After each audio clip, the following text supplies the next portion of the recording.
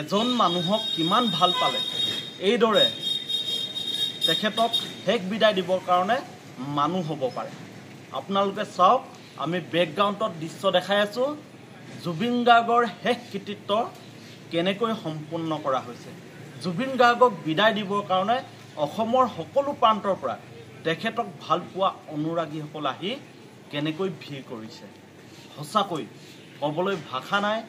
আকস্মিক মৃত্যুৱে জুবিন গাৰ্গ ডাঙৰীয়াক আমাৰ মাজৰ পৰা লৈ গ'ল আৰু সেই জুবিন গাৰ্গৰ কাৰণে এয়া চাওক তেখেতক ভাল পোৱা অনুৰাগী।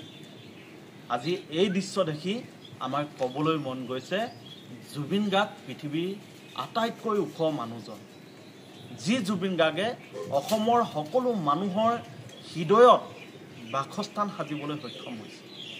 হয়, আপোনালোকে চাওক, আমি দৃশ্যসমূহ দেখাই আছোঁ। আজি ক'বলৈ ভাষা নাই।